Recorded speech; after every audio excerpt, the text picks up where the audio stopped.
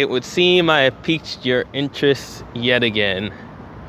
Today, we're going to talk about how history is written by the victors. It's in the interest of the victors to make you believe that history is in fact not written by them, that history is just basic fact, and that if you disagree with this, you are obviously biased and not objective. But if you look closely, you will realize that, in fact, history is already incredibly biased from Jump Street.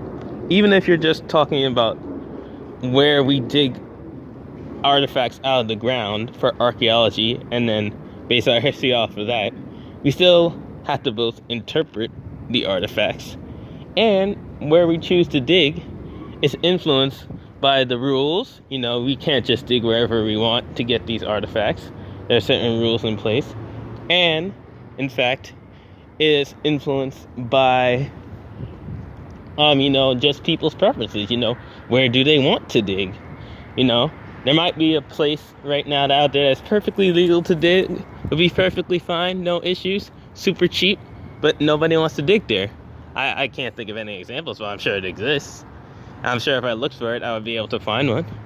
And that's just like a theoretical. It's just like there are concrete examples in history of people just blatantly not being completely biased. And because we don't have any source, we just have to self-correct for those historians' biases. So, on top of outright bias, there's implicit bias. So, history will never be an objective thing. You always look at history through lenses, and that is why having a materialist analysis of things is so important. Class analysis from the Marxian sense, but also, just basic scientific analysis, looking at things like biology, evolutionary biology, evolutionary psychology. How did things end up this way due to our basic human mindsets and mutations and evolutions, gene fluctuations and all that stuff.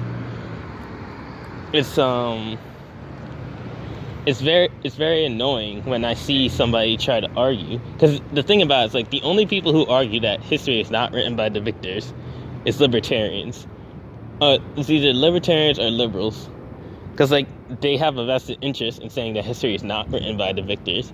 Because if it's not written by the victors, then it's just a marketplace of ideas. It's just the marketplace, everything in market. It's because libertarians and liberals just want everything to be a market.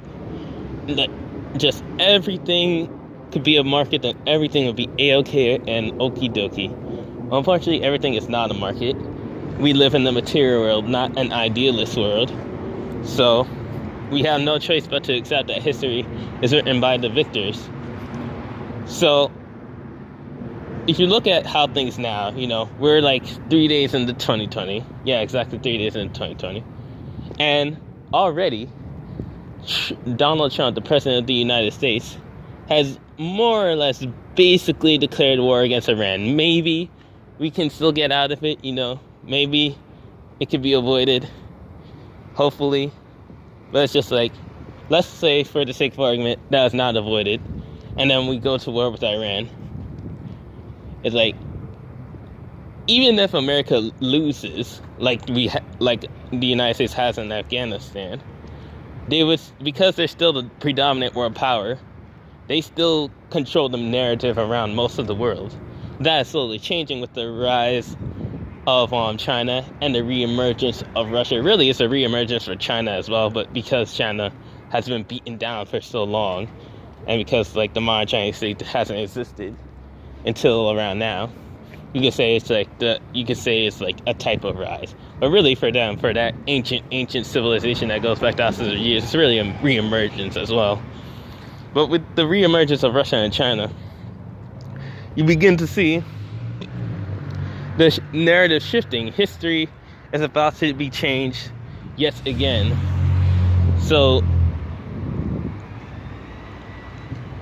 well, I guess really the point of all this is to say, be a victor, is what I'm trying to say.